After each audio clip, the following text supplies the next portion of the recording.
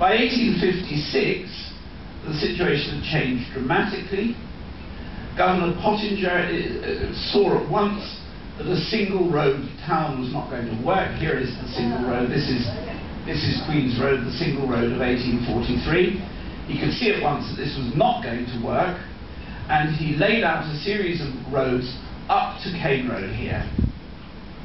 So the whole of this area was laid out between 1843 and 1847, and the sales started in this area on the up mountain side of Queen's Road, because the government saw immediately that there was going to be a need for a much larger town than had originally been agreed. You'll see this shows all the original land lots. These are how they were sold. And you'll see at once that there are two quite distinct sorts of land lots. There are these large land lots here and here, and very tiny land lots here and here. And this was done deliberately. The large land lots were originally designed to be sold to the rich European merchants, and the small land lots were designed to be sold to small Chinese developers. So the town was developed by Chinese and Europeans from the very first day, and the sale of lots was designed to ensure that both sorts of developer had an equal look in to the area. Now, in 1843, there were effectively no wheeled vehicles in Hong Kong. Traffic was by shoulder pole. All goods were carried by shoulder pole.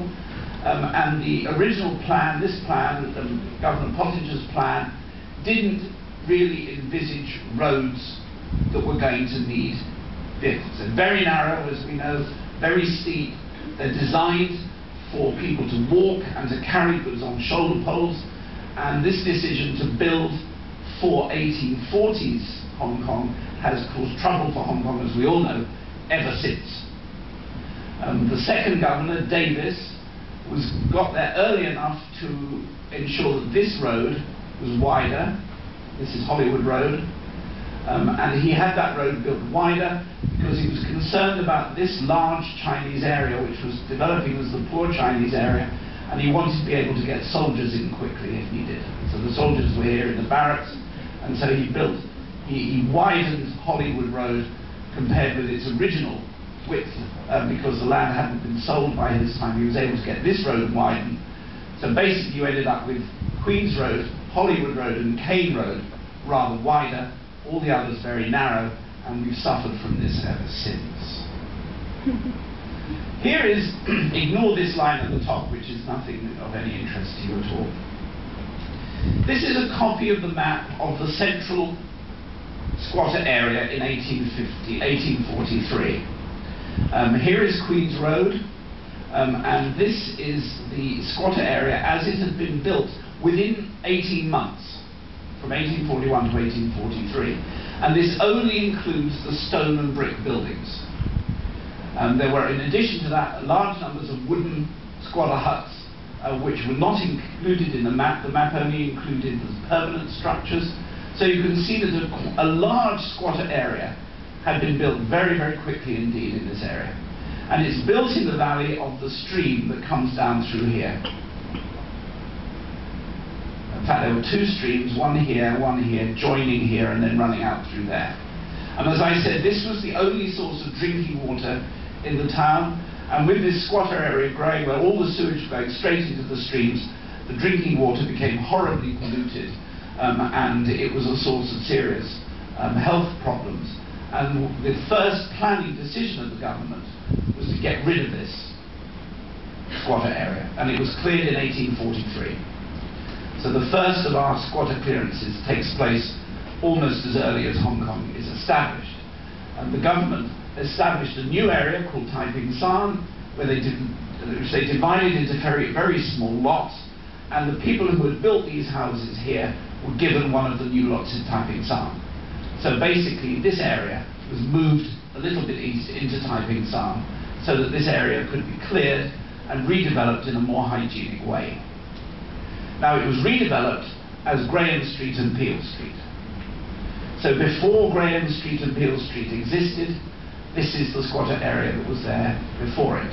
And Graham Street and Peel Street, when they were sold, which was sold a little bit later, of course, than the land on either side, which was sold in 1843, this land could only be sold after the move. So Graham Street, Peel Street was only sold in 1847, but the land lots were very small because it was a decision of the government that this area should be left for small-scale developers, mostly Chinese. If you go along Gage Street today, here, you can see this area. If you go along Gage Street, there is a place where the road suddenly dips, runs flat for about 30 feet, and then rises again. And that's where Gage Street crosses the valley of this stream. And if you walk along Gage Street, you can see where this stream course used to be. There's a slope down, then a flat bit, and then a slope up, and that's where the stream courses were. The stream courses now run in culverts under Graham Street and Peel Street. That was the decision when they built Peel Street and Graham Street. They put the water in conduits to try and keep it clean, because it remained the only drinking water supply for a long time. So, but instead of dipping it from the bridge, there were standpipes here, and the water came out of the culvert, but at least it was underground in pipes. So this is the central bazaar. This is the Zhongwan area as it was before it was demolished. This shows the development phases. You can see here the dates at which the various areas were sold. This is the oldest. This was sold in 1841. And you can see the various dates. C, other ones sold in the late 1840s, predominantly for Chinese. So you've got the Taiping San area here, and the Central Bazaar area here. This area was the other squatter area that developed slightly later, and then you can see these development phases going on up here. By 1856, the entire area had been sold.